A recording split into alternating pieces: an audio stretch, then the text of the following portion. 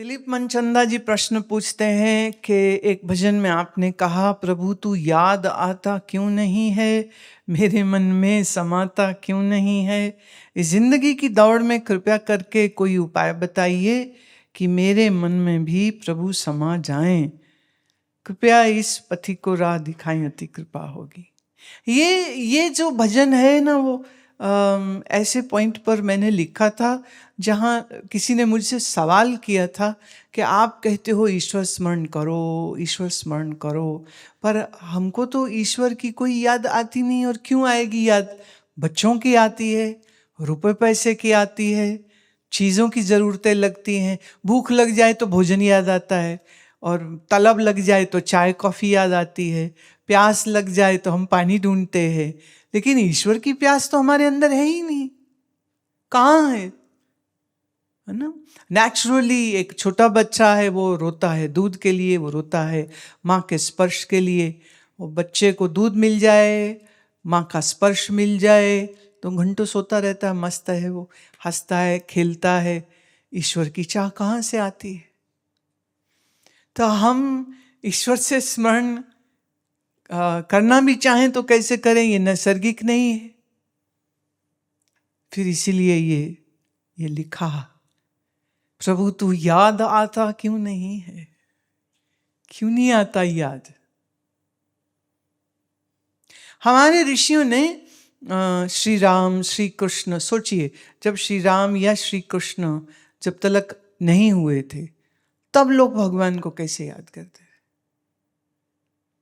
तो शंकर जी के, सबसे प्राचीन जो है वो तो शंकर जी के है, देवी के है।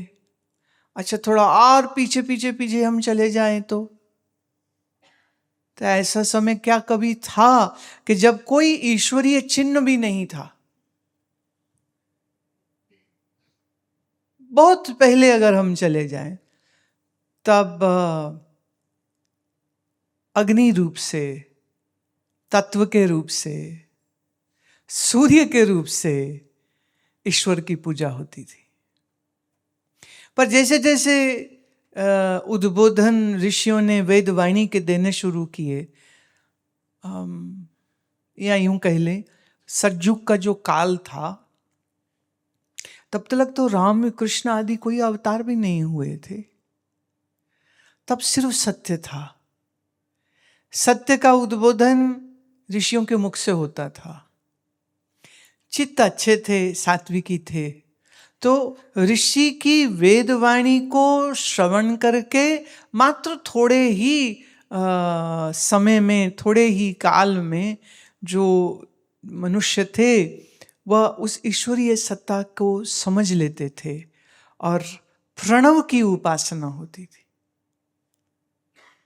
काफी लंबे समय तक कोई मूर्ति नहीं थी, हमारे यहाँ कोई मूर्ति नहीं थी।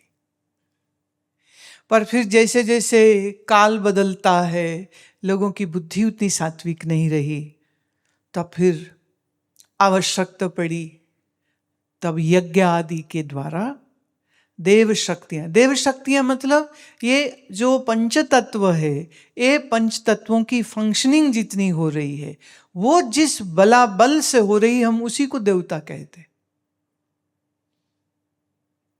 फिर ये आ गया तो यज्ञ हो गए,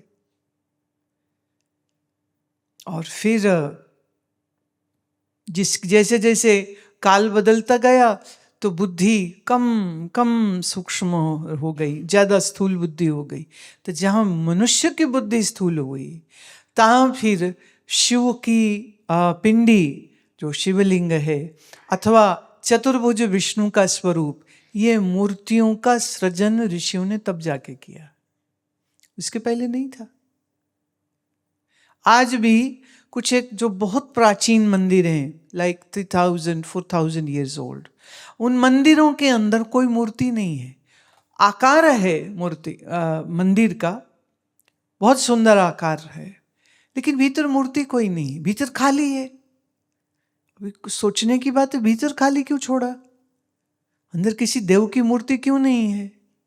इसलिए क्योंकि बाहर देव की जरूरत अभी थी नहीं, क्योंकि भीतर ही देव का ज्ञान भी था, देव का ध्यान भी था, इसलिए बाहर जरूरत नहीं थी। जब भीतर देव का ध्यान ज्ञान चला गया तो बाहर मूर्ति की जरूरत पड़ गई। तो हमारे ऋषियों ने बड़ी बड़ी गहरी ये चिंतना दी है, बहुत गहरी चिंतना दी है कि कैसे मनुष्य को ईश्वर के साथ जोड़ा जा सकता है। तो ईश्वर मतलब क्या होता है? ईश्वर वो नहीं जो कहीं आकाश में ऊपर रहता है और जो मनुष्यों को दिखता नहीं ना। ईश्वर वो नहीं है जिस तक मनुष्य पहुंच नहीं सकता है। ऋषि ने कहा ईश्वर मतलब जिसकी शक्ति से सब हुआ है और इस सब हुए में ही जो स्थापित खुद भी हो गया। कला और कलाकार दो नहीं, कलाकार ही कला हो गया। ये सनातन सत्य है, ये सनातन सत्य है। इसमें सृष्टा और सृष्टि को हम दो नहीं देखते हैं, सृष्टा ही सृष्टि हुआ। बस फर्क ये है कि जो सृष्टि है उसका नाम रूप हमेशा बदलता रहता है, वो एक सा नहीं रहता है और वो विनाशी है। पर ये सारा विनाशी जगत उसी अविनाशी के कारण है। तो शाश्वत क्या है ये जानने के लिए पहले अपनी दृष्टि विनाशी से तो हटानी होगी। अब विनाशी से दृष्टि हटाए नहीं और कहे मैं शाश्वत जान लूं, कैसे? नहीं हो पाएगा। इसीलिए हम कहते हैं कि वैराग्य पहले चाहिए, उसके बाद ज्ञान। बिना वैराग्य के सुना हुआ ज्ञान किसी काम नहीं आता।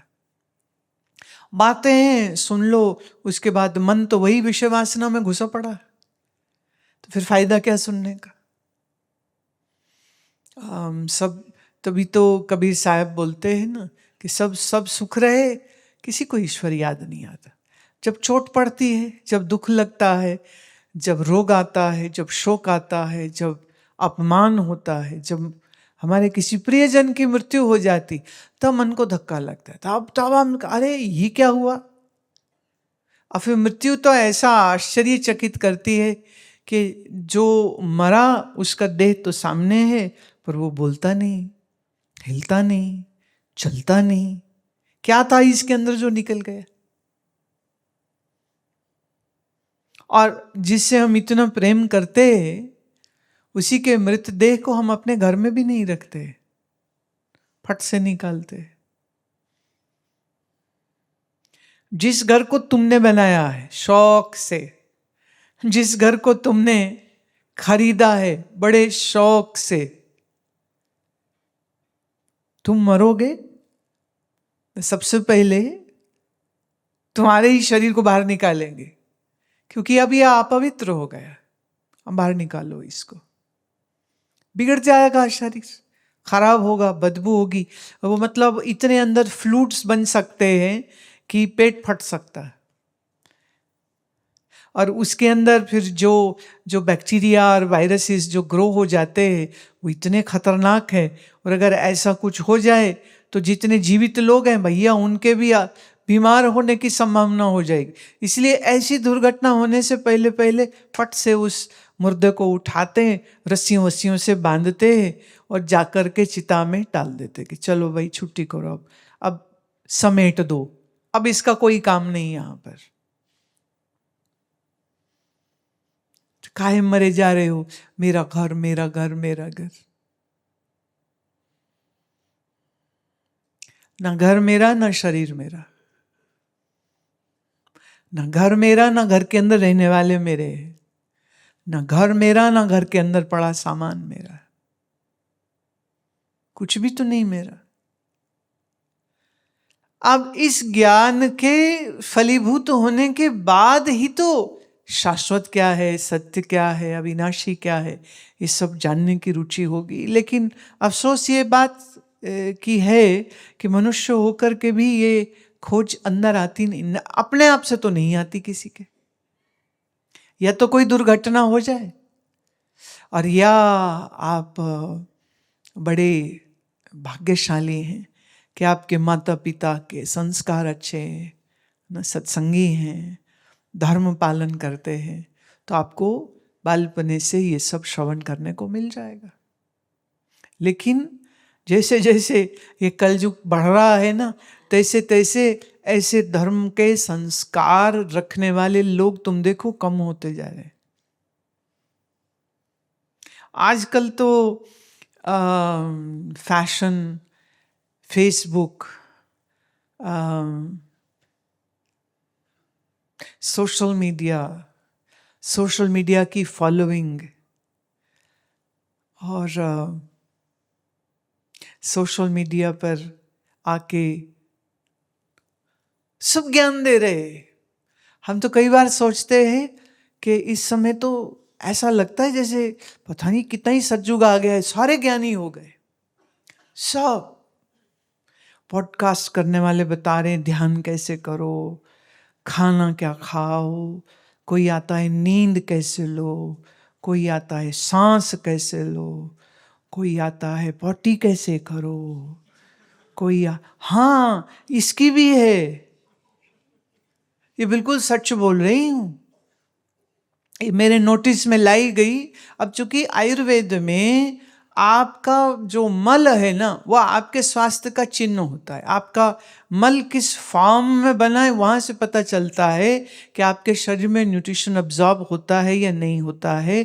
तो उसमें एक पूरा एक प्रसंग है कि मल का आकार ये हो, रंग ये हो तो ये बीमारी है, वो ऐसा आकार हो तो पतला हो तो बड़ा हो तो छोटा हो तो किसी पॉडकास्टर ने मनुष्यों के फीसिस के सैंपल इकट्ठे करके उसने रखे हुए हैं मेज पर, और वो उसका जो गेस्ट डॉक्टर है वो ऐसे उठा के दिखा रहा है कि ऐसा हो तो ये है ऐसा हो तो ये।